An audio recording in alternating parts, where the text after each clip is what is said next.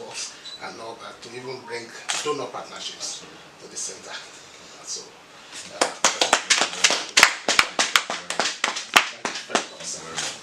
first, let me thank all of you for the honor of the invitation. You may well have all the qualifications in the world, but if people don't recognize you, then it's worth nothing. yes. So I thank you very much for and then for taking out time. I know how busy people, especially at this period when the students are getting through the exam processes. And I particularly thank Bayer, who's been on my back and making sure that I chart my calendar as much as I can.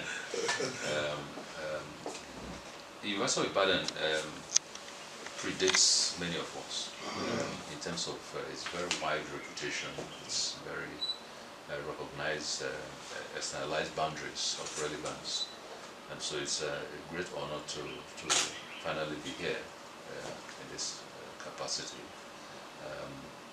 My lecturing or professorial career is Secretary University of Ife, University of Nigeria, Benin, APPO, Unilag is just in the threshold of coming on board. But I gladly would be honored with accepting the distinct professorship role as assistant. I had put a whole distinct professorships. I must say professorships are serious responsibilities. It's not just a decorative thing. In Harvard, I teach 2 weeks per semester of international energy focus, and I do the center with UCLA in California. I'm Howard University in Washington, just about to begin that in January. So by the time I fly through all these countries trying to, and of course, by the way, let me not forget University of South Africa and of course Lagos, all of whom are also in that same port. So it takes a lot of time to do your normal work, but then also make sure you go and give in, whether it is a week or 2 weeks, as the case may be, of lectures in this area. But what it does for me is it just opens up the diaspora way to be able to bring in investments. In Harvard, over the last 2 years, we've been able through Saudi Arabia to generate investments this year that are in excess of $500 million. Harvard alumni does about $2 to $3 billion every year, and we're glad that we're able to get Saudi Arabia working with me to try and do that. UCLA just started, but they've done about $50 million. Howard is trying to tap in. I'm working with BASE to try and do a full law faculty building for them, which I'm trying to get Qatar group to try and help with. So the time has come to begin to move resources and to move to new energies, and go transition process. This is the time for institutions like yours that already have a setup for that purpose to attract vital money. To help you do the research that is essential to help Nigerians. It's very, very traumatic route, to this transition process. We don't seem prepared. So I think you're well placed to get those fundings. Whatever I can do, I will try to support that. I think right now, probably only yourself and I would say APPO and BASE have put together some structures around attracting those sort of investments. Others have the faculties, but they've really not been able to pinpoint a specialized focus. That's essential for the money to come. Saudi Arabia won't give you money unless they can see that it's in that horizon that helps both that sector, but also helps their own growth in terms of market spread. So it's got to be something well calculated. So I think you guys are on the fast track on that one, probably much more than the other ones. So I'm honored to be here, and I'm glad to be here today. Thank you very much. I should add that even though it's almost now fashionable for people in industry to be made professors by universities. In Professor Kachikwu's case, I think he's earned it. He has about 10 books. 12. 12. Yeah. I'm happy that managed to get put out in the second edition of Nigerian Foreign Investment Law. That's the only book of its kind in Nigeria. You may not be able to relate because you are not lawyers, but lawyers will believe it, and it's a very, very mysterious area of law because it has public, international, and all that. So that book I think it came out last year. Yes. I just ordered for my copy and it's on its way. David is sending it to me. So I thought I would get all the copies for the library, all these books. He has so many books in oil and gas. The second edition that he referred to is actually on foreign investments, which of course IOCs have to interface with foreign investors. So I'll get these books to Cpeel library. That would be my contribution. I have all of them in my own personal library. And you know, Prof also straddles not just the academia but also the policy arena. So it's where I don't know if you remember, sir. We actually had some conversations shortly before you became minister. Okay. We were communicating, we were to come here. I was trying to get you as an adjunct. Oh, yes. You know, I remember, and we're communicating. And then apparently within that week, he became a minister. I know when ministers will come in, so see you again. You know, you are coming back home because we started the discussion well ahead. Exactly, very interesting. So you are welcome, sir. You're welcome, sir. Thank you very much, sir. So we do need to be.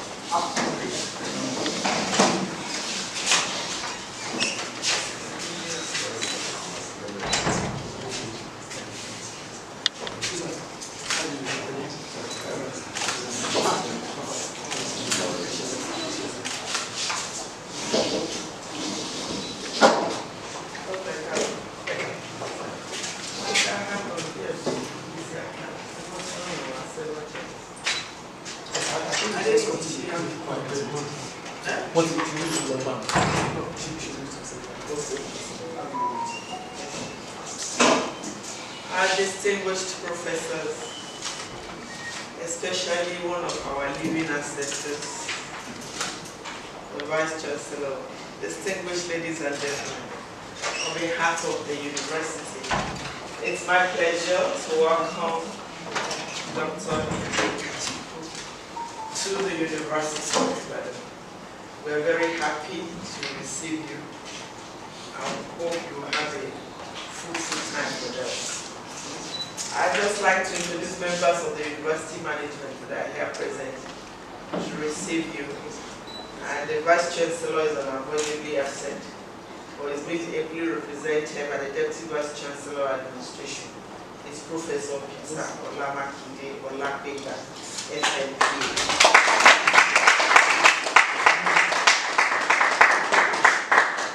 The Deputy Vice Chancellor Academic is Professor Adiroke Bayeruchi. The Director Chancellor of the University Advancement Center is being represented by Mrs. Mujiradi Obishade. The Deputy Registrar Vice Chancellor's Office is being represented by Mr. Adenichi. My name is Cpeel, and I'm the Public Relations Officer for the university. I told Professor Faludi that I know them well, but we will do things the way they should be done. So it's my pleasure now to invite the head of the department, Professor Faludi, to introduce our guests and the team from the DPO.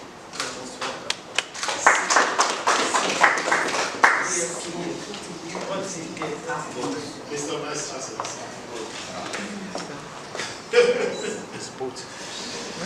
Distinguished members of the University Management. Let me start by saying that Nigeria, despite its huge oil reserves, is still today a net importer of refined products, a net exporter of crude oil. The inability to meet domestic refining obligations has impacted negatively on the nation's economy. Today, I have a distinguished personality who has traveled thousands of kilometers just to be here to help us unravel some of the questions around the intellectual debate going on with regards to energy transition and energy crisis we are facing today in Nigeria. It is my honor to present to Mr. Vice Chancellor the guest speaker of today, who is the former Minister of State, Petroleum Resources of the Federal Republic of Nigeria. He was the GMD, Group Managing Director of NMBC. He was chair of OPEC conference for a long time and is visiting professors to universities in the US, Europe, and across Africa. I'd like to present Professor Emmanuel and Kachikwu.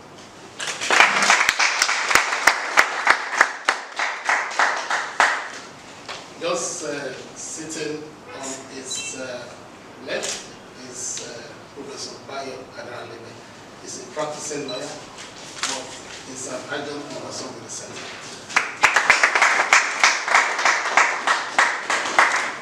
On my immediate left, yesterday there was a celebration of living ancestors in the Department of Chemistry. I think I met the Vice Chancellor there. There is a living ancestor just sitting on my immediate left. Is the living person, the father of energy, who conceived the center, the idea of the center, of bringing people, from their silos together to look at the energy issues. It's Professor Kachikwu.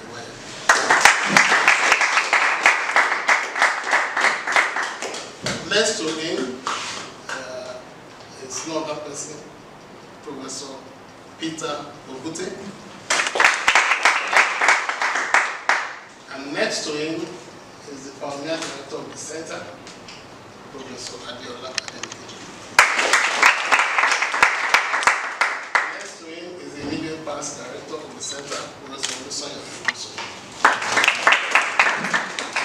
And next to him is the program officer who helped us to run the engine in the background. On this note, I would like to request Mr. Vice Chancellor, sir, that you appreciate the guest speaker. We've had useful discussions this morning, and he has made commitments, very serious one, to support the center in different capacities. Thank you very much, sir.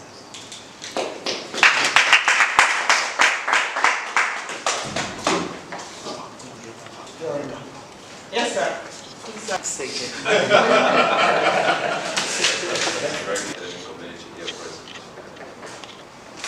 I thank you for the honor of inviting me, and I'm extremely happy to be here. University of Ibadan is It's an institution whose reputation is diverse and global and prehistoric almost. And a lot of us who went through, I did my first degree program here in University of Nigeria, Soka, before I proceeded to Harvard with my master's and doctorates and MBAs. But all of us who grew up in those 70s and 80s always remember University of Ibadan for the reputation that it always carried, and as an umbrella of academics over and over the whole of Nigeria. Very many instances, very lead pioneer in several areas of learning, especially in areas like medicine, engineering, and a couple of those. Now, I was privileged, like I was saying to them, to have spent 1 month in this facility when I returned from Harvard during my youth corps, because this was where the NYSC camp was. At that time, you didn't have a law faculty. I guess my coming to the youth corps influenced you to have a law faculty. But I'm very privileged and most humble to be here. I'm hoping that today we'll have some conversations around areas that I had superintended for a period of 4 years. And before then, of course, I was the executive vice chairman of ExxonMobil, covering the whole of Africa for a period of almost 20 years. So I've largely been practiced in this area for about 30 years. So I'm pleased to be here to share those thoughts, not because I have the answer to all the questions, but because an intellectual environment always presents an opportunity for dialogue in a manner that questions assumptions, and that's what excites me about the university environment. So usually when I get to those areas, I'm challenged and I'm happy. So thank you very much for the honor of me. I've talked extensively with the director of the center, and I did say that the move to set up the center was very epochal. And so my kudos to you, Prof, for thinking it through, which is to bring in people with various expertise, dwelling on the issue of energy, and it's become very, very relevant today with the whole transition energy debate that is going on globally. But that's the only way, that focus is the only way to attract the kind of investments that you need for that center to be able to grow. And I was saying to them that Harvard did a similar center in the Crude Business School, from the School of Engineering and the Law School about 25 years ago. And I've since become a visiting professor in that engineer. And what my job there has not just been to teach, because I think they have enough people to teach.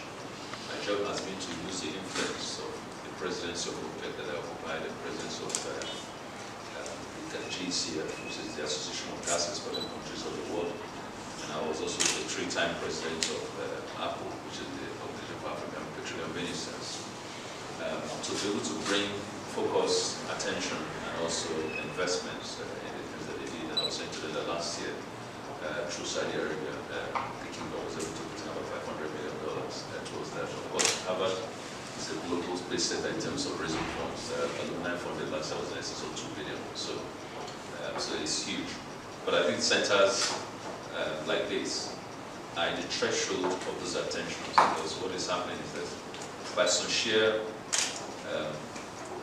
ethical or mystical coincidence, you're finding that the energy resource is probably going to reside in Africa for longer than it has all over the world. And even as you're finding new areas of frontiers of energy, nitrogen, the hydrogen, and the rest, the solar, all of those are hybrided in Africa.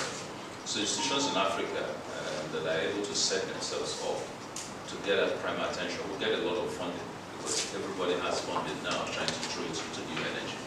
And so I think that what this institution has done very early, as is typical of this institution, is to position yourself to be able to receive that fund. I'm not sure you're getting those funding now, but hopefully the collaboration that we will have, that we will have access to those funds, that will do your research, expand your growth, and hopefully provide solutions to some of the nagging questions they're going to ask me to comment on today.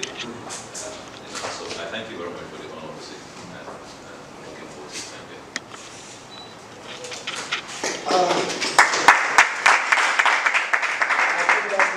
The product to talk about today, because this can be a standalone lecture in itself.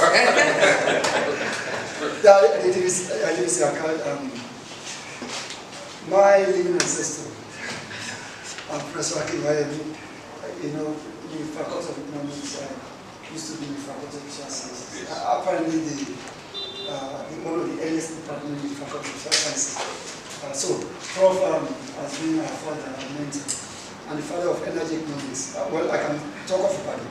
I don't know whether he's the father of energy economics in Nigeria, but whichever you want to look at it, Prof is the first to come in that field, and of course we are lucky to have you.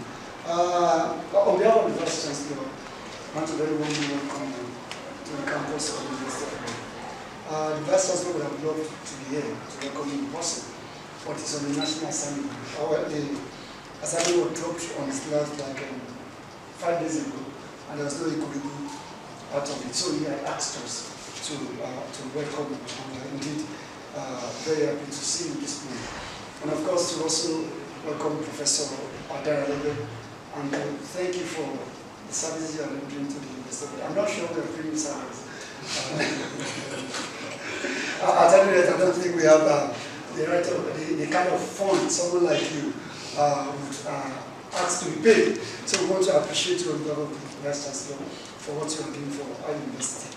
Well, it is very topical to discuss what we are discussing now.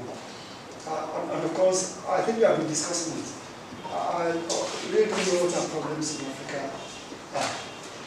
Because last time I was in South Africa, unfortunately, we started shedding light to, and I was like, oh, I was there around 2020. Electricity did not bring homes.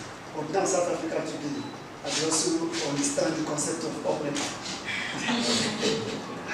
So, there's no better time than now to discuss energy sustainability and to discuss alternative energy and all of that. And I think that is the right way to go. And of course, people like you, with your pedigree and what you've been able to do, should actually be in the forefront of driving this process. I only hope that government would listen to those that they should listen to. Unfortunately, many times we come up with good policies and we have people who are knowledgeable about it, but politics will end up destroying those things. I remember when we were GMD, NNPC, some of us were following the trajectory. When we were minister, when we were appointed minister, we listened to the things you said. And of course, the president said it was the Minister of Petroleum, Minister of State Petroleum, and all of that. And of course, we're looking forward to very robust engagement and traction in that sector. But unfortunately, I think the politics of the nation actually threw spanners into, because at the point in time we were more or less fighting for your life. Because people are accusing you here and there, remove this man should not be done, all of that. So like, look, what are you talking about it? This fellow has a track record. Can you for once leave politics and allow him to go? And I think that is what we need to be engaging now, more than anything else. Today, I'm sure we are going to speak very finely on so many things we need to do. But the political way to do those things is the country ready to provide it. So I think in addition to expertise, you also need to probably to begin to throw political weight around, or to begin to look for people in the political space who can give bites to some of the things we are talking about. So in addition to discussing energy today, I think we also should begin to discuss political will and how we can attract political power to force our way through. Because the challenges we face in Nigeria would require that we should be a bit rugged politically to get this done. For someone like you, you're a minister, but you are not a career politician. So you have your fine ideas, but career politicians, they have tried to allow those ideas to see the light of the day. So what do? We don't have to leave the space to them. We leave the space to them, we conduct our research, we put out our output and all of that, but don't fly with it. But if we can be more involved politically, when we are able to gain enough political capital, we can begin to turn some of these our fine ideas into realities. I don't want to belabor what we are going to talk about today, but I can only wish the department. You know, I'm just trying to get used to the word department. It's already a Cpeel, but now it is Cpeel. Okay. The two exist. The two of them exist. That is fine. So I can only wish you a very wonderful engagement today. And of course, I don't let us discuss and go to sleep. Whatever will come out of this, we can make all of this into a kind of brief, so that we can begin to do advocacy and begin to look for things we can put before the politicians to say, this is the agenda, what can we do with this? Because many times we gather, we discuss, we come with fun ideas, and we go to sleep. And the next thing is, when is the next seminar? Who else is coming? But the question is, what has happened to what was said at the last one? So I think we need to track all of this. Do many publications, but beyond publications, do policy brief that we can push before the National Assembly, that can push before the executives, and all of that. We can start small. Bribe is something we can put before state governments. So say, can your states do something like this? Now, there's something that I think is good now. I mean, the space is being liberalized now. That state can begin to generate energy. I mean, we can leverage that. There are some people who have connection with the state governors to say, Mr. Governor, can you do this for the state? So these are little things that I think can begin to do. And of course, we can then advocate later. Of course, the federal will be forced to do certain things if the states are doing it. I think I remember, there's a back 1999 year 2000, Lagos State was talking about IPP. Of course, politically it was killed. But now, I think we are back in IPP. One can just begin to imagine if Lagos had been allowed to pursue that line in 1999. By now, Lagos will be self-sufficient, and Lagos will be sending energy to adjoining states, Ogun states, then Oyo State, and all of that. But now we are there. So what can we do with it? So once again, thank you so very much for coming. We actually appreciate it. We do not take this for granted that it can share your wealth of experience with us. I can assure you, given the trajectory of the people in charge of that center, that whatever is said today, we take it to us seriously. I will see what we can do with it. Once again, thank you and God bless.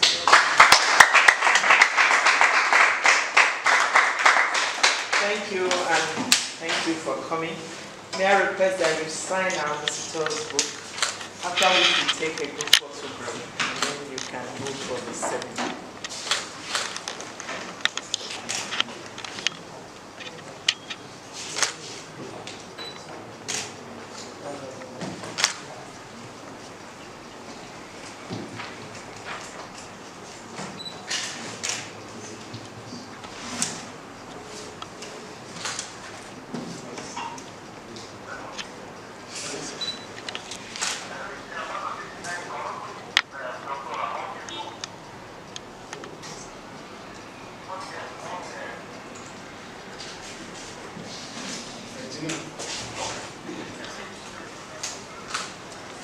All right.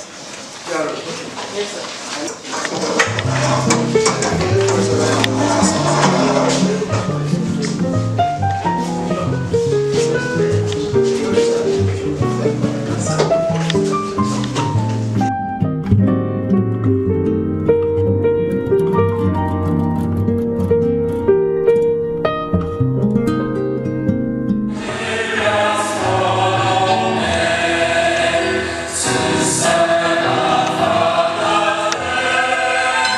With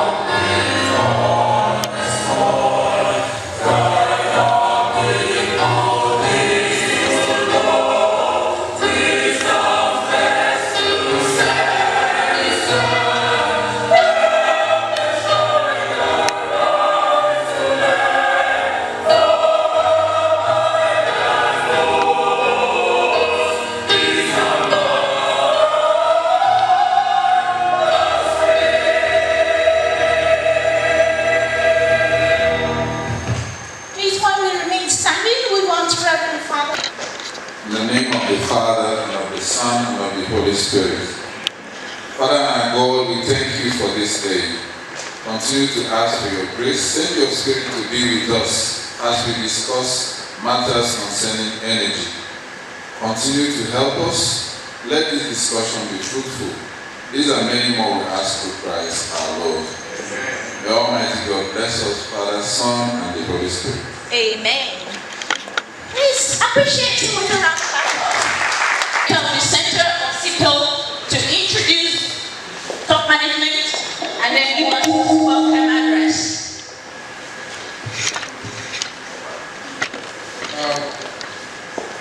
Good morning, everyone. I am welcome to this special seminar series of the Center for Petroleum, Energy, Economics and Law. Economics and Law, Professor APPO. The MacArthur Grants License Officer, Professor R.O. Odenigbe.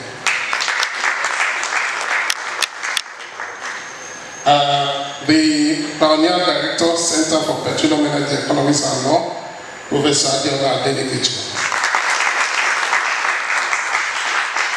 The Middle Pass Director, Center for Petroleum, Energy, Economics and Law, Professor Olubusuyi. Adjunct Professor of the Center, Professor Bayo Adalebe.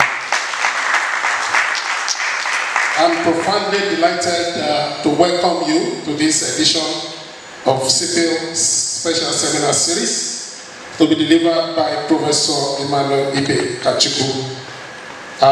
This is, of course, to promote academic excellence in the field of energy, particularly in the ongoing global energy transition discourse and the imperatives for Nigeria, and also to further the work of the Department of Minerals, Petroleum, Energy, Economics and Law, University of Ibadan.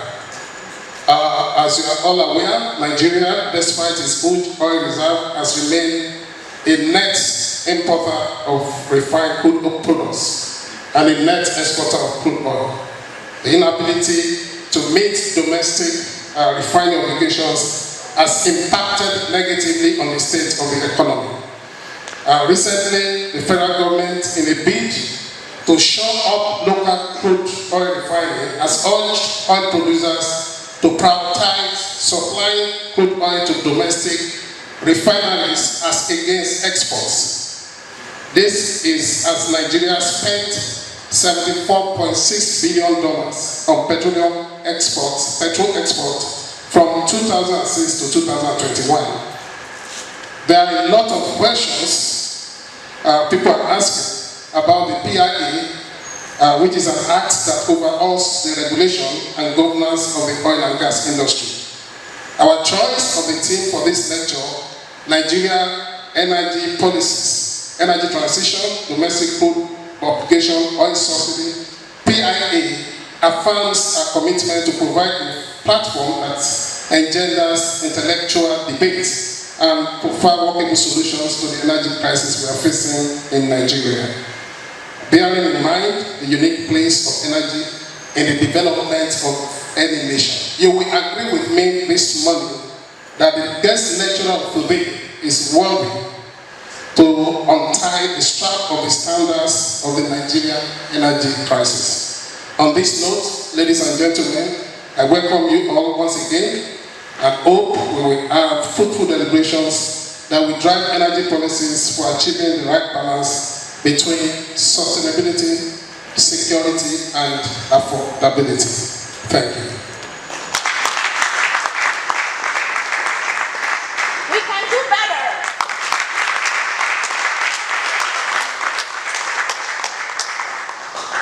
Thank you. Because we're not slowing down, I'll just, is Lucy here? Yes, she's here. I will please ask our guest lecturer to remain standing while you take your citation. Thank you, sir. We're excited to have you.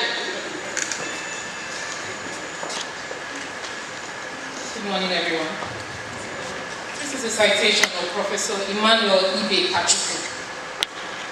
Professor Emmanuel Kachikwu was the immediate past Minister of State for Petroleum Resources of the Federal Republic of Nigeria and Chairman of the Board of the Nigerian National Petroleum Corporation, NNPC, from 2015 to 2019. He was nominated and subsequently appointed by President Muhammadu Buhari to represent his state of origin, Delta State, in the President's Cabinet to oversee the task of reforming and institutionalizing the transparency, accountability, and productivity in the Nigerian oil and gas sector. Prior to his appointment as the Honorable Minister of the Federal Republic of Nigeria, he was in June 2015 Group Managing Director of the Nigerian National Petroleum Corporation, NNPC, where he set in place the process leading to the ongoing transformation at NNPC through the implementation of a thoroughbred strategic plan focused on transforming and reviving the beleaguered state-owned oil company into a major revenue and profit-making enterprise for the nation. Professor Kachikwu was the president of OPEC in 2016, serving Nigeria's term as OPEC president. He was the unprecedented three-time president of APPO, the Ministerial Council of African Petroleum Ministers.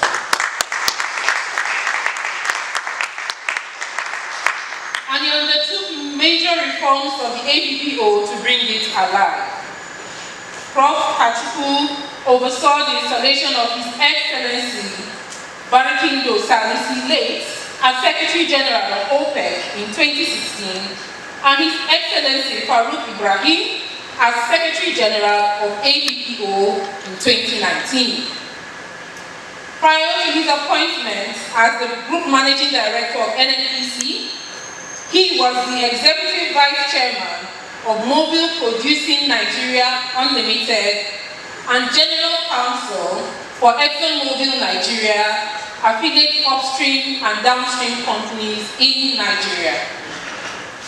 In his position as Vice Chairman and General Counsel of ExxonMobil in Nigeria, he oversaw the compliance programs of ExxonMobil in Nigeria and offered advisory on issues related to adherence with compliance regulations and anti-corruption laws for the company in Africa. Professor Kachikwu has shown extraordinary competence in handling responsibility in the past, and this capability he modeled in his ability to efficiently manage and oversee 7 companies under him when he was appointed Executive Director, ExxonMobil Group of Companies in 2003, as well as in 2001 when he held the fort as the General Counsel/Secretary to the board Mobile Producing Nigeria Unlimited. Between 1992 and 2001, his excellence and depth in leadership was proven beyond any reasonable. Magazines like Hint, Family, Beauty Box, and Complete Fashion magazines. He has also authored legal books which include the following: Petroleum Industry Bill, Getting to the Yes, Legal Issues in the Petroleum Sector, Compendium of Oil and Gas in Nigeria, Volumes 1 to 4. Ladies and gentlemen, join me to welcome Professor Kachikwu to the podium.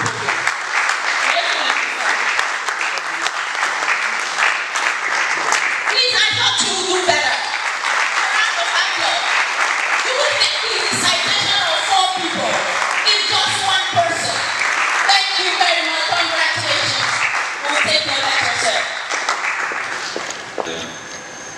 Observe every existing protocol. Unfortunately, the time frame of which we're working is very tight. I have to be out of here by 12 o'clock heading to the airport to catch a flight for Abuja from London at 2 o'clock. So that's why I was getting egypt when too much was being said about me, because the subject really is the topic. But thank you very much for those very kind words. The lecture today, like most of my lectures, are very interactive. It's not, yes, I'm obviously going to provide some guiding lights to where we are on some of these issues. But more importantly, I'd like to have a two-way dialogue on some of this. The nice thing about Nigerians is that no matter the topic, whether it's politics, whether it's energy, whether it's football, we have so many experts on very many issues. And it doesn't matter what the expert is now, everybody has knowledge of this and has their own opinion. Oil, petroleum, and energy are definitely the few. Starting with the PIA. Fortunately, let me look through my own script. Well, a couple of objectives on the PIA. PIA, of course, like about 20 years to the time of fruition. We began, if you look at and that will come up the chart later. There were very basic objectives why the PFA was started. The first was to create efficient and effective government institutions and change what we had. Prior to that time, we had 3 twin pillars of organization that you had the NNPC, of course, which was really both a commercial and quasi-regulatory function. You had the DPR, and then you had, of course, the likes of the other agencies, PPP, APPO, and the rest of them. Then, of course, you had a very burgeoning Ministry of Petroleum that had very extensive powers. So the whole idea was to create efficient and more effective government institutions. The other was to establish a framework for creation of commercially oriented and profit-driven oil companies. So in that respect, we wanted to see NNPC migrate from being a quasi-profit-directed institution to a full-time profit-oriented institution. And some of those changes began to implement in 2015 when I took over as GM of NNPC. To promote transparency and good governance and accountability in the institution of petroleum resources, to foster a good business environment, and obviously to deepen local content practice in Nigeria. But there were also some other objectives. One of which are not listed there, to increase government's fiscal take, but that was very key. We wanted to get more money out of this sector. We wanted to be able to attract a bigger volume of FDI. If you look at the statistics, you see that in terms of FDIs that flowed over the last 10 years to Africa, Nigeria had a paltry 10 to 15% of that. So something was clearly wrong for a nation that was the highest oil producing country in Africa. We wanted to stabilize the sectoral environment, so concerns about those community issues, security issues, issues of fraud-related acquisitions. We wanted to create a lot of stability around them, so there's a better structural balance. But we also wanted to address ownership and local resource issues that have crept up significantly, and so you see that dealt with in the host community provisions. Slide 2. Slide 2 just takes you to what it took for us to get a PIA. It took basically 20 years. From the time it was accepted in 2000, under the OGC 2000 policy documents. So the first draft went to the Federal Executive Council in 2012. And then, so even the one that was then passed by the SRP-led Assembly in 2019, just as who were leaving, and was eventually rejected by the President. And the one that eventually got signed into law in 2021, it took us 20 years. Needless to say that the effect of those 20 years delay were catastrophic for the country.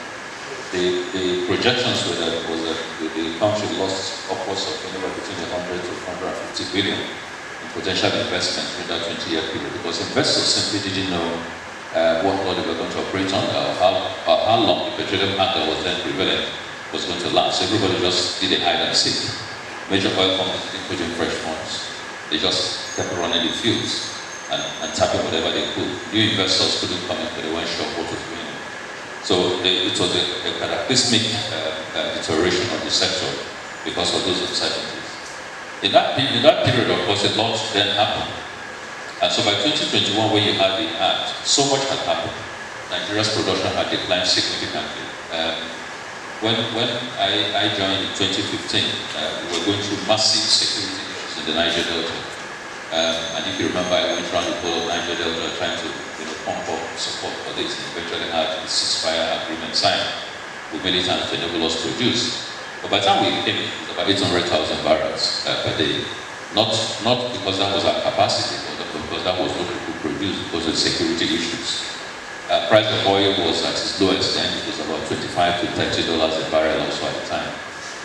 So my immediate task at the time, in 2015, was one, get production up, get prices up.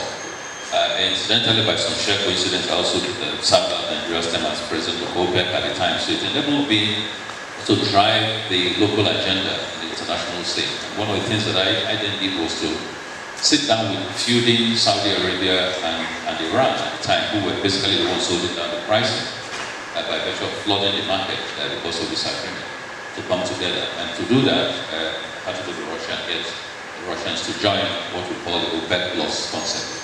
And in fact, the OPEC Plus concept was they gave OPEC a lot more biting force in the international petroleum arena. We then saw, therefore, after the signing of the ceasefire, production moved from 800,000 barrels to about 2 million, 1.9 and later 2 million barrels. By the time we left, it was about 2.1 million barrels when I left in 2019.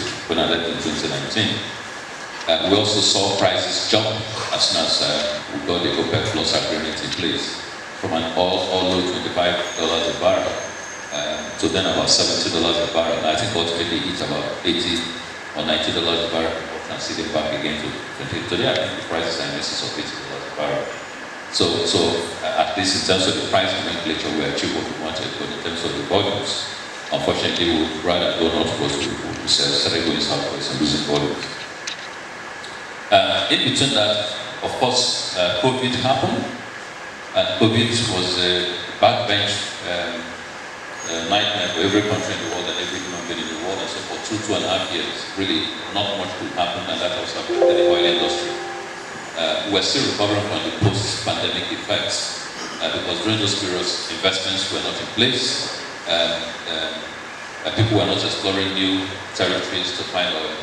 But worse then was that over the last 4 years, the whole COP series have compelled, and the whole global warming nightmare have compelled countries to now begin to embrace a lot more the zero carbon emission philosophy. The effect of that is therefore that people are beginning to say to themselves that the highest pollutants in this sector is oil production itself. And so they need to move in, either change whatever the product is to begin to ensure that very low methane, very low carbon is put into the atmosphere, or begin to look for alternative sources of oil. So you're looking at a time when, for a period of 20 years, we're busy debating how to pass a simple legislation. And in that period, we got hit by the three-layer effects of the pandemic itself, the reducing production itself, and then finally, transition to prices. So today, although I think oil is beginning to come up to about 1.4 now, still far from where we should be, down up to 1.1 over the last 12 months. But the effect, however, is that people are even asking themselves, even if you made 3 million barrels, 4 million barrels, what's going to be the effect when everybody's running away from oil? If you followed very closely the last COP that took place in United Arab Emirates, you found the difficulty that the whole attendees had in terms of crafting a resolution at the end. And we started first with a very tough declaratory resolution that said oil should be phased out completely. And of course, the oil producers nations fought back on that, and we then went to a hybrid of okay, we'll phase it out over a period of time. And I think what we're finally landing is understanding that oil is going to be with us for the next 30-35 years in some shape or form.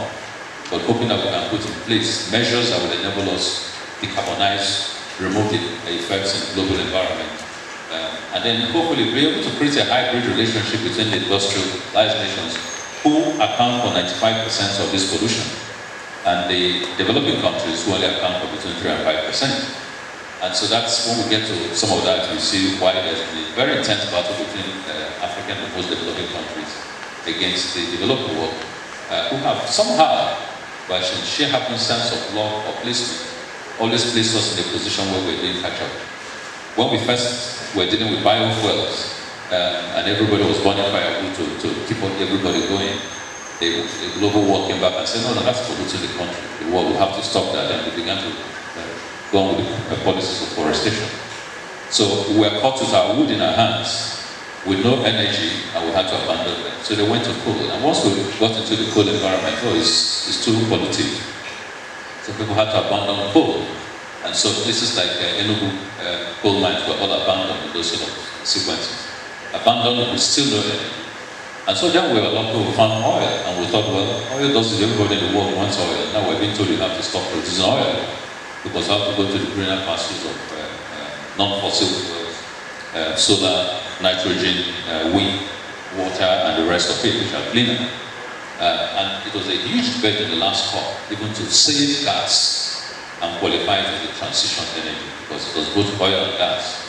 Now, what is the effect of all this, before I digress out of the topic itself? The effect of this is that once people move away from a product source or a product type, the financing to continue to develop that product type disappears. And so if you do not have the resources, your resources are dead on arrival. But anyway, the big indices that led us to this sector largely were that before the 2021 law was passed, we had our reserve replacement ratios were very, very low. Reserve replacement relates to the rate at which you replenish what it is that you produce. So if you have 30 million barrels and you produce 5 million barrels, a good reserve management will be such that you also find new wells to place back more than 5 that you took away. Nigeria was sinking, we were not replacing our reserves. Production was extremely high in terms of cost, because the oil companies had the money. Most of the PSCs were very skewed in their favor, and even the little the government was getting, they were not managing accounting for well. So revenues were declining tremendously. Gas to power was extremely slow ratio. We were actually flaring most of our gas, and the job placement was very, very low, because the NCDMB rules prior to NCDMB allowed oil companies to basically hire from wherever they thought you were going to have capacity, and so capacities in Nigeria were not very easily recognized. If you look at the graph, go to the next slide, it will show you the total revenue versus oil production. And you see that everything is a southward declining curve over a period of 2012 to 2020. So you can see all that was happening in that sector, which made it absolutely imperative that PNA had to reform, had to be signed. I was particularly frustrated, I must say, in 2019 when I thought we had got a PIA to the finishing block, and then it then turned back by the presidency to make some adjustments, and so the National Assembly passed and had to begin the process anew. In the process, the PIA that was eventually passed, quite frankly, wasn't, in my view, as robust and as aggressive in timeline as the first PIA that had passed through the Saudi thing. And now we're beginning to look at PIA and say to ourselves, where are the gaps and what do we need to do? And there are quite a lot of areas that we're going to have to be looking at, to try to fill those gaps. But in a nutshell, what the PIA did for you was basically address 4 key areas. One is opposition, and what are the oppositions that were set up? We had an upstream, midstream, and one of the problems we faced was that by some sheer negligence in the past, what we found out was that government was only able to receive royalties under the structures that were set up in various percentages. But when oil price shot from $25 a barrel to about $100 a barrel, there was no provision to capture the excess profit. And so the oil companies basically continued on the same sequencing of royalty payments. And one of the things that we took successfully for when I was there was to change that law, so that what you call now royalty by price, which is the second segment of fiscal earning, then was passed in 2018. And that was incorporated into the PIB. What that says is that when your prices in the international markets, are above a certain level, above $50, for example, or within $0 to $50, we use the existing royalty regimes. When it is $50 to $100, we use the existing royalty regime plus an additional 5%. When it is above 150, we use the existing plus 10%. And between those, you do what you call linear interpolation to determine really what numbers you should use. It enabled us to capture increases in pricing in the international market when we were not having those advantages before. So fiscal area was key. A new ministerial rule was also placed with PIA. I remember people saying to me, then why was I fighting so hard to reduce the powers of the minister under the Petroleum Act when I'm the minister? Well, my answer usually was that you're not going to be the minister forever, and that's the reality. So you've got to look at the institution, not at the position. And so my point was that the powers that were given to the minister previously, the power to regulate pricing, power to grant all the approvals in terms of block acreages, power to basically sub-adjudicate on matters of dispute between the states, was just too wide. And even with the big size DPR supporting them, it still was a problem. And that explained probably one of the gaps, some of the gaps that you see why we've not been able to achieve the levels. Because it became so politicized, one person had so much authority, and it was the be all and end all in the sector. I guess because I've been in the private sector, knowing that we suffer that, I came in with a mind to try and stop that. And so I did push that the powers of the minister should be called. The powers of the minister today are very minimal. A lot more authority has been given to the Upstream Commission, Upstream Authority, and a lot more powers have been given to the Downstream Midstream Commission. However, the need to trim the minister's power has, however, went too far to the point where he's not on the board of NMPC, which I totally support. He's not on the board of the Upstream Commission, which I don't support. And he's not on the board of the Midstream Commission, which I also don't support.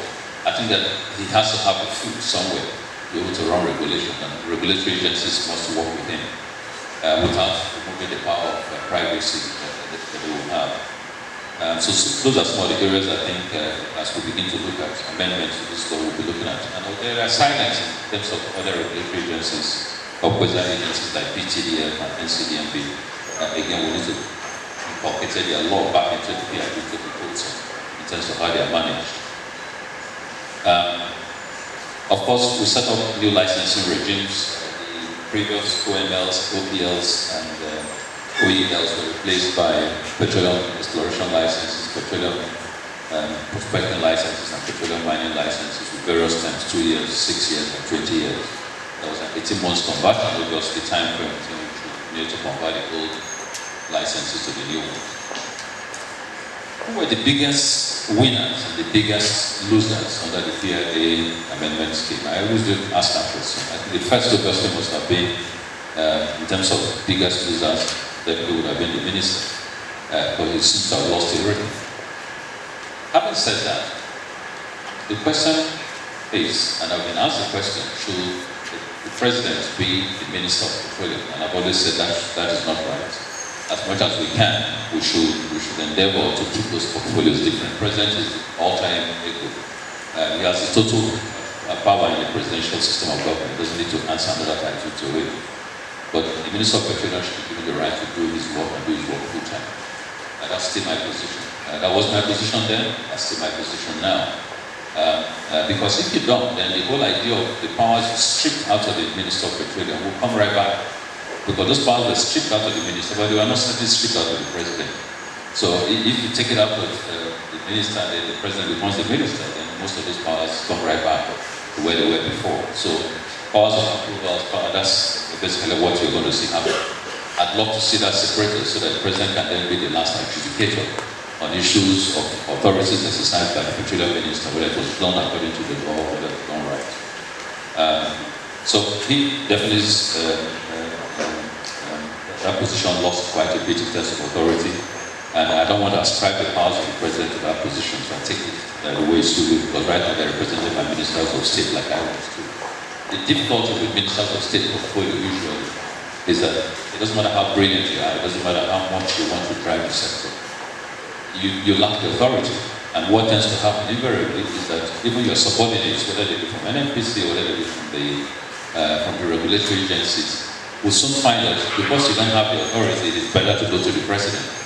And so you find a complete confusion in the management of the industry and the energy sector, which shouldn't be. And so that's one of the reasons why I think it's also going to be something litigated at some point, whether it's legal for you to do that under the PIA rules, because PIA did not certainly foresee a president being a minister. So those are some of the issues. In terms of incentives, I think the oil companies ended up slightly more in terms of they got a little bit more incentive, but it was only about 4 to 5 percentage factor. But that was quickly robbed by the panoply of other fees that were imposed. The education fee is still there, the withholding tax is still there, but more important, a lot of the agencies are now going to the assembly seeking powers to be able to impose additional fees. So the net effect of what was intended to be a bit more incentive for them to put in investment has not yielded those investments. So the question is whether you're going to see some of the big ticket investment items come back to Nigeria. We're also doing it at a time where there's a lot of competition between Nigeria and a lot of developing countries who are suddenly finding oil. And so once our brown fields have matured and are predictable in terms of their production, and also predictable in terms of the fiscal regime, the green fields have a lot of latitude to give incentives. And so an oil company that has 20 billion to invest looks at Nigeria and looks at, say, Kenya, or looks at, say, Congo, and sees some of the benefits that are given. And you simply take the money there because the returns are going to be more. Now, the designer were just going to hand over the whole thing and compete with green field owners. No. But we can at least take the benefit of the fact that our fields are mature and are predictable, while the others are still not predictable. And we're trying to make sure that we are up the incentive schemes that are available. In business, when I ran my own private business, I used to remember the phraseology of a professor who said to me that I would rather get 1% of 100% than 0%. I mean, I would rather get 1% of 100% than 100% of 0. You know, so it's important that as we look at how much we need to call, we have to look at volumes. We have to ask the question, why volumes decline? Volumes, we say security, we say regulation, we say uncertainty, we say corruption. But volumes are declining because the people who are putting in the funds are still not seeing enough incentives, and they are competing with very, very tight funds. And that's why those are disappearing. When they disappear, the fields are not able to grow because they don't have the investment that they need. And unfortunately, we haven't saved enough to have a pool of funds like Saudi Arabia, where you can actually propel your own growth with your own resources. That's why we are having a declining curve. Yes, of course, issues of security and the rest also apply, but funding is key. If you look at the entire investment over the last 10 years, like I said, Nigeria's attraction of foreign investment in this sector is very, very poor. It's worsened by the fact that over the last 5-6 years, oil companies are actually beginning to sell off blocks, wanting to exit to new layer. So that's something we may need to address with time. I think I'm going to flip.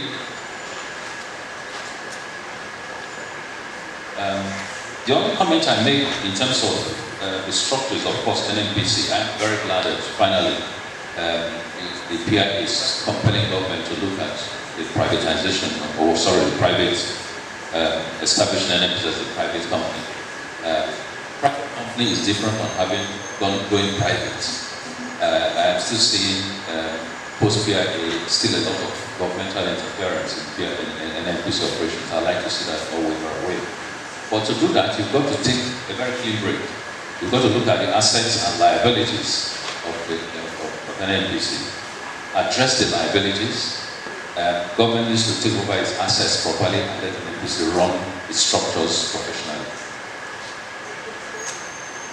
I'll leave that and I'll run quickly to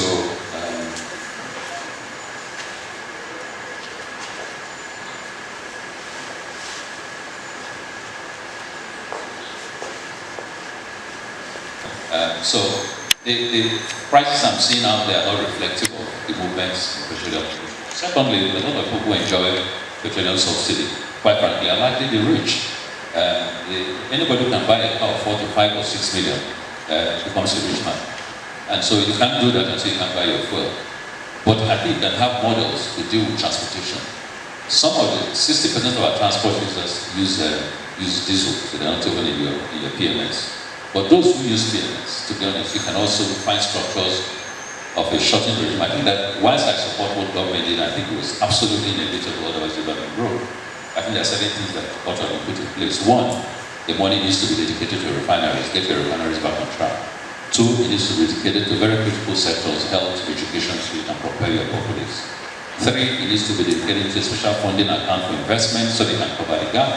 And four, you need to begin to put money into driving their numbers so you can increase their production. Those things have to be done for subsidy over time to be, subsidy removal to be as painless as possible. If you go to the next 2 pages, it gives you the pros and cons of subsidy. Yes, of subsidy. Now, let me just spend 5 minutes, as I said, I'm running out of time. Running out of time, very seriously, unfortunately. But let's look at the future. Where do we go with this? Transition energy has become a critical issue. The world is moving at a very, very rapid pace towards new energy. But one of the exciting things is that Africa, by some sheer happenstance, continues to be blessed by these resources. Whether it is solar, whether it is wind, whether it is water, whether it is nitrogen or hydrogen, we're beginning to find that the last resources availability are lying in Africa. Over the next 50 years, the world is actually going to go into a scramble. It's already started for Africa. The second scramble for Africa, first was slave trade and all that, but the next scramble is coming. And it's going to come on the back of resources. Because all those resources are here. All the resources are here. But Africa is not still developing those resources. People are coming in, taking them in their own nature, taking them out to produce elsewhere and provide electricity. So we need to begin to have a holistically regulated minerals industry, not just petroleum. Petroleum is a commodity. There's too much focus on it. I'd like to see a day when, quite frankly, every regional space will be given the opportunity to develop their own resources and pay huge tax to the government. And so we are forced to process, and there are rules in terms of how you propel those sectors. If you have oil, you must process and look at the regularized refined markets all over Africa. If you have minerals, you have to process and sell it for commodities. So look what happened in Niger after the coup happened. Have you seen the price of uranium? You know, they were selling for really, France was speaking for pittance. Now they're getting about 5,000 times the price like it was before. And suddenly Niger is moving up in terms of the GDP. So we need to take very dramatic steps. The future is not about just abandoning oil, we call it the transition justiceability. The future is about recognizing that we have oil resources, moving quickly from the raw nature of our oil resources to the refined, decarbonized nature of our refined resources, to local African integrated markets where you can sell this product, begin to protect those markets, while at the same time paying huge attention. Let's not put all our attention to petroleum and forget that the world is moving and we have what they need behind our backyard. If we focus almost on what is daily bread, the oil that we drill, the monies that we get quickly, and forget to deal with uranium, the other minerals out there, by the time we turn our attention to that, we'll still be in the same position as we find ourselves in oil. Because very soon again they will move and nothing will have come out of it. So we need to protect Africa, we need to protect Nigeria, we need to continue to develop our resources, but we need to develop our petroleum resources in such a manner that it realizes that in 2030, maybe 35 years, the scramble for oil will begin to cease. We have that window within which to do all that we can to refine all our oil, capture our market, get the best fiscal returns from those. But we need to begin to develop and capture the resources in the mineral areas. I think that if we make the same mistake we made in petroleum, in terms of the federal government overhang over these resources, we're going to destroy it again. We need to sit back and let regions, basically, regions like a collection of states, have the same propensity, whether it's based on the 7 or 6 geopolitical zone structure, to develop them, put the rules, regulate, put the tax relationship concept, so that everybody finds how to pay attention. You know, if you did that, people will be focusing on minerals, and some people will be focusing on oil. Right now, the whole nation is focused on oil. And I'm not sure we're focused on oil and focused on it right now. With that, I will stop. I wish I could have more time.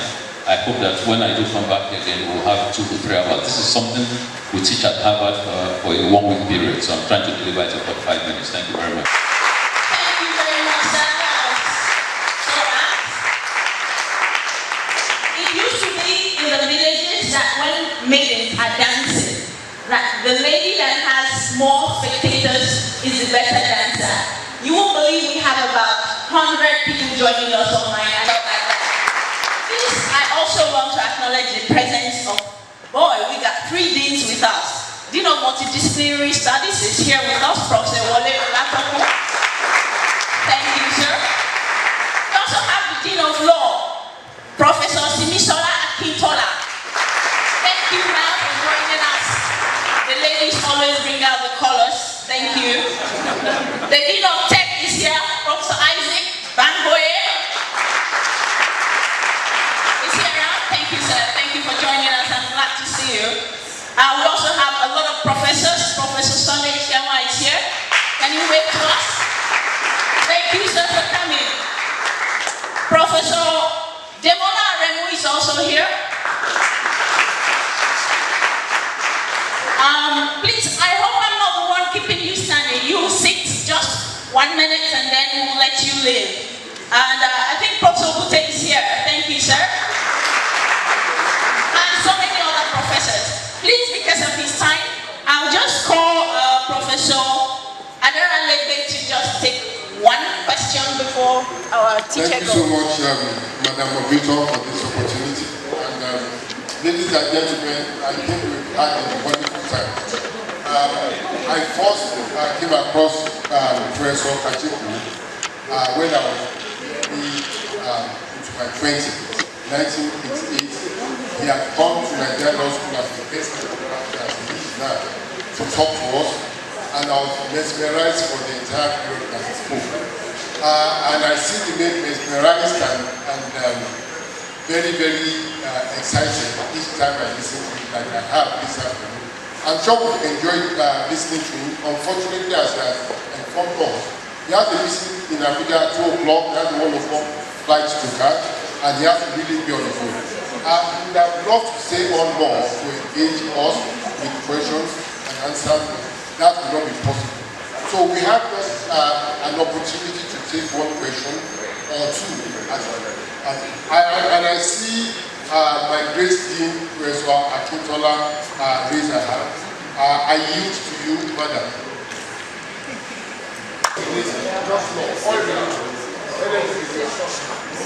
I'd like to extend some courtesies to Professor Ibe Kachikwu. You may not remember, he was my contract teacher at the Obasanjo universities in the early 80s. He was a fastidious guest there, and he still, as a now. You, sir, in your discussion, you talked about how it is important for us to really develop our natural resources, especially the oil. And all over the world, we know that natural gas is transition fuel. And a few days ago, we saw NNPC sign an agreement, MOU, with Wilson Heavy Industries of China on development of FLNGs for utilization and commercialization of our natural gas. Now, we see that this agreement is hinged on flare gas. What is the federal government doing, sir, to try to increase the level of gas? Because now we know gas is a problem, especially for the energy, and for future energy projects, there has to be upstream development. What is the energy doing in terms of increasing the volume of natural gas available for future energy projects in Nigeria? Thank you, sir.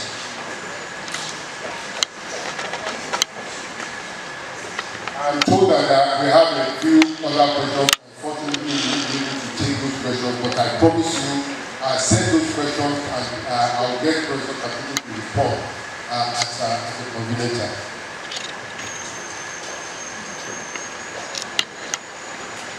Thank you very much. My younger colleague, Dean of Law.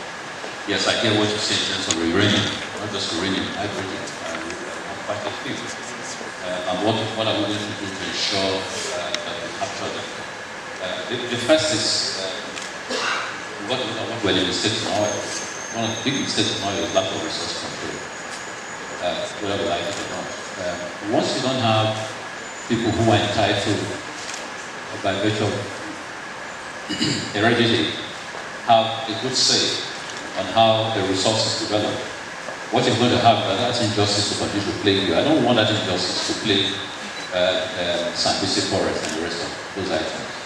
So the first thing you have to do is to ensure that you have a common national resource control model that enables people who have resources to be able to reap some of the benefits of that. When you do that, they become the natural protectors of that resource. They become the people in the forefront of the development of that resource.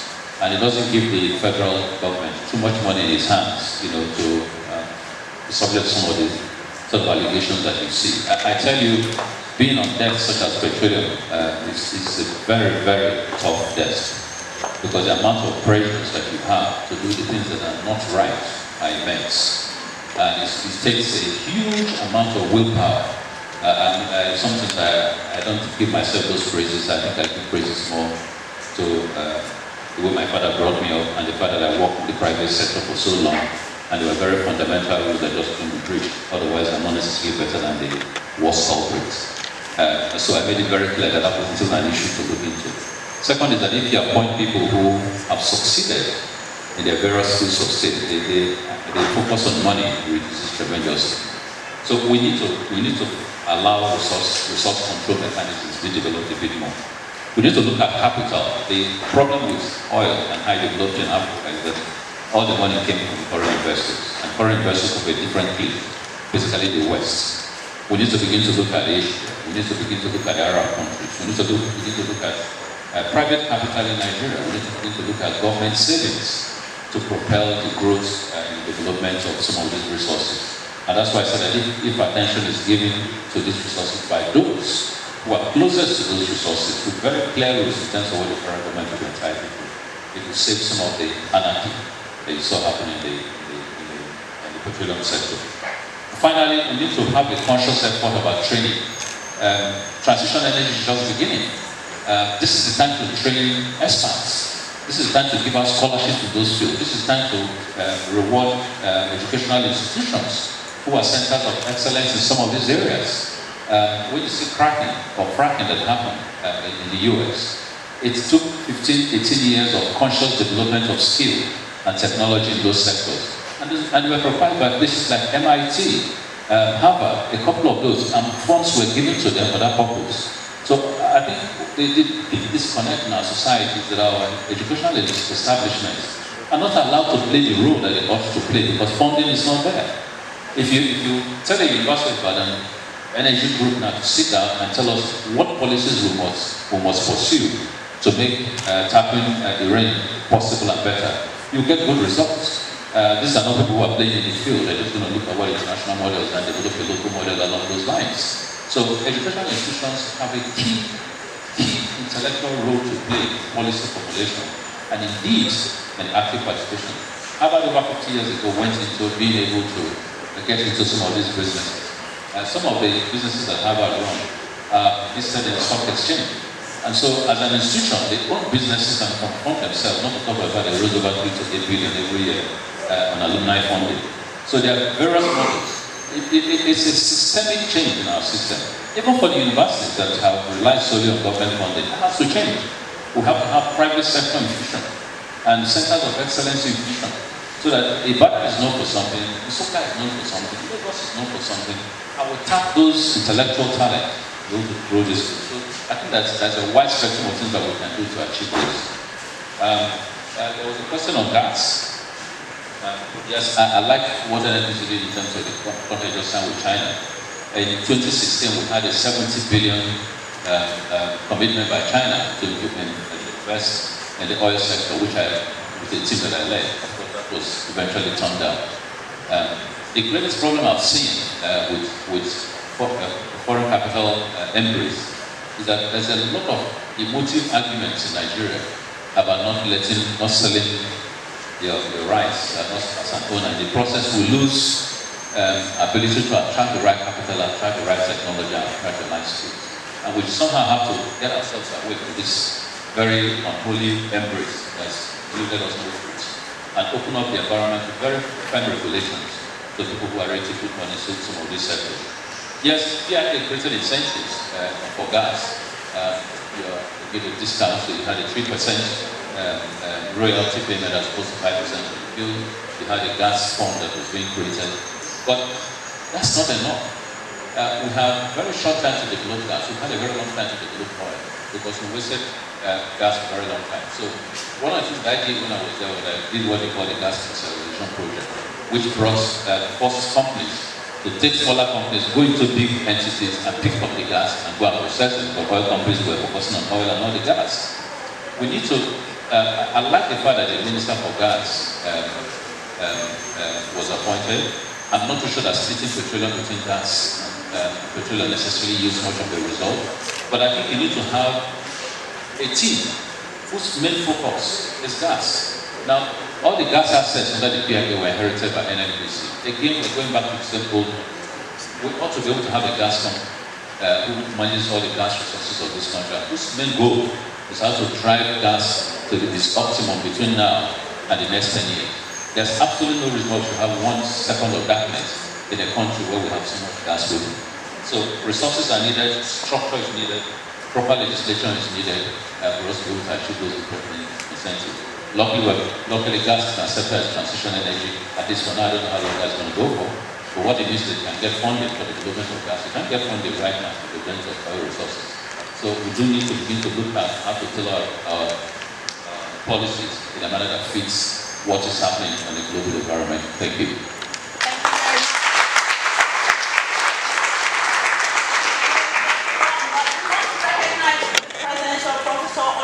From Veterinary Medicine. Are you here, sir?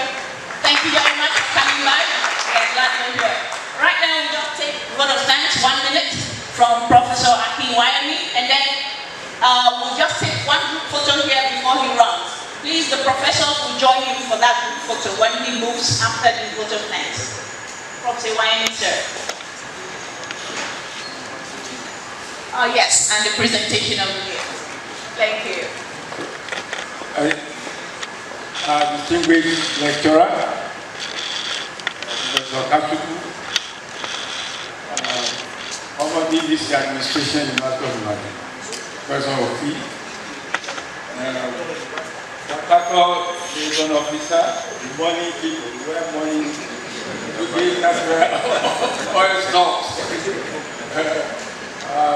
the dean of the faculty of multidisciplinary studies, Professor APPO, first Director of the Center for Petroleum Energy Economics and Law, Dr. Adara, and our host, Professor Pauludi. I'm sure we have all enjoyed the presentation by Professor Kachikwu. Unfortunately, there is not much time for him. Actually, we are 15 minutes beyond this very boundary. But we want to thank him so much for this exciting topic. See, when professionals and academics go into government, they see a different world entirely. To go in there and come out with your name intact, you celebrate it, and is able to move around because you are not being caught. It's not Nigerian disease. I won't let me mention the disease. That's why he's able to walk across freely. Yes, we need professionals and academics to guide us in what we do. But unfortunately, Nigeria doesn't recognize that. And the tragedy is that these Nigerian politicians who are outside, they know what happens outside. There's close collaboration between academics, policy makers, and politicians in the developed world. So why can't we learn lessons? Anyway, I think we shall soon get there. So, on behalf of all of us, I want to present this token to Professor Kachikwu for his visit to the University of Ibadan. Actually, Cpeel and the lecture that he gave today. So on behalf of all of us, I want to thank Professor Kachikwu, and we're expecting very soon, because he has not finished the business yet. We're expecting very soon, not only to come to Ibadan, but also do something for the center. So thank you very much.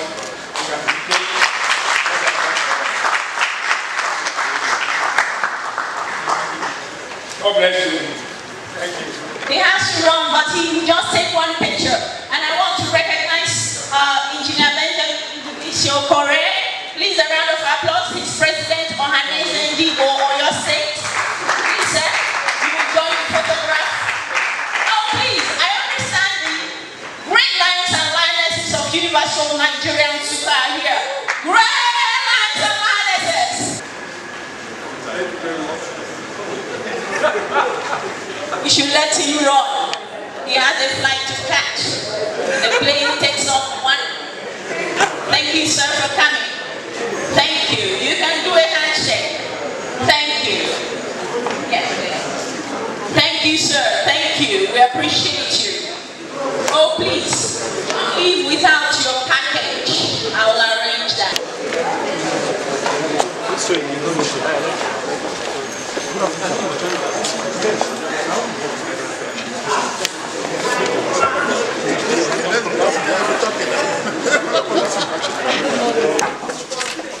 Yours, under the DSDP, the airport just agreement, is there actually subsidy payment? Because there's a committee of the National Assembly, and that committee invited some of the consortium, and they denied ever receiving any subsidy. They invited Rwanda, Ranu, and some of the consortium.